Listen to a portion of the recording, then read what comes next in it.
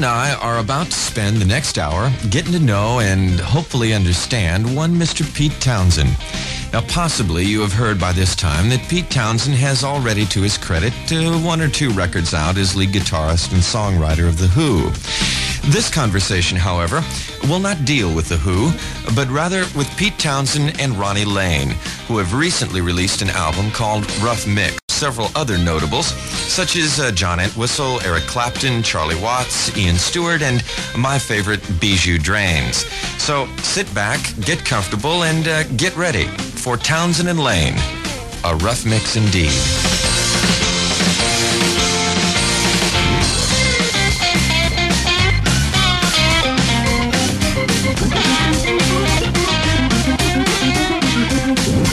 Well, the idea to do the album with Ronnie in the first place came from Ronnie. Ronnie came to see me.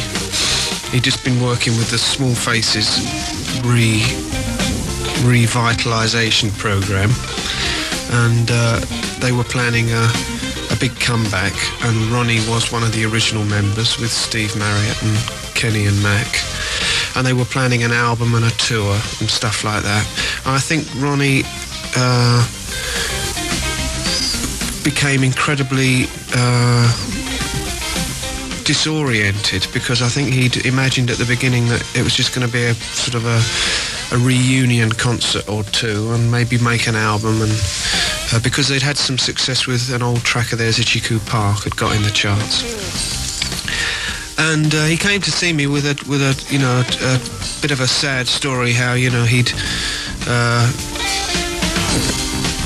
gotten in too deep and he didn't quite know what to do, and he was very worried about not doing the thing with the Faces because he felt that financially he would help his chances with his own albums in the States, which, believe it or not, I think a couple of his own albums weren't even released in America.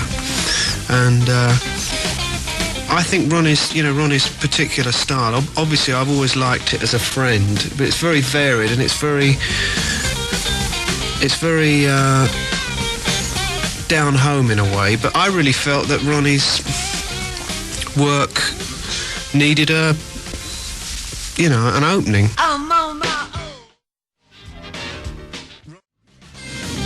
Welcome back, everybody. If you just joined us, we're talking with Pete Townshend regarding his collaboration with Ronnie Lane. Now, because of the highly identifiable style and sound of The Who, and because Rough Mix is such a departure from that style, I wondered if Pete Townshend had made a conscious effort to avoid Who-like material on this particular album. I didn't really make any conscious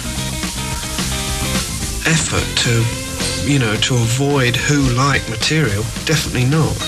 I mean, what actually happens when I write is, if I write, say, 30 songs for a Who album, 15 of them go by the board as soon as the band get together to listen to them.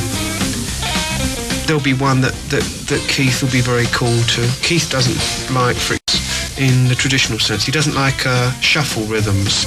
So anything that's got a shuffle rhythm, for example, Rough Mix as an instrumental, it goes dun dun dun dun dun dun dun dun. Well, that's got a shuffle. It's got a backbeat in it. Keith won't play that. Keith is an on-beat drummer, so that's all that out of the window. Roger doesn't like anything that is too obscure, and also doesn't like anything too bitter.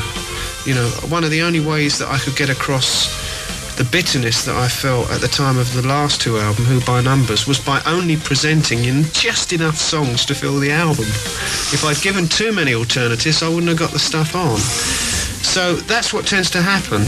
Now, in this case, the editing process, or the selective machinery, was completely different. It's a different person standing in a different place from Glyn Johns, who produced the album, point of view. I mean, he wasn't trying to produce The Who, he was trying to produce something which had there was no foregone conclusions, no preconceptions about the way it was going to turn out. And Ronnie's whole supportive thing to me, his whole desire to get together on an album with me, was because he's always felt that the things that I do outside of The Who, which the general public never get to hear.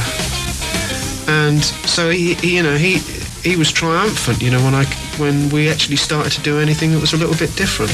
My Baby Gives It Away would not be a good Who song, because it's got a shuffle rhythm, you know, which we would never do.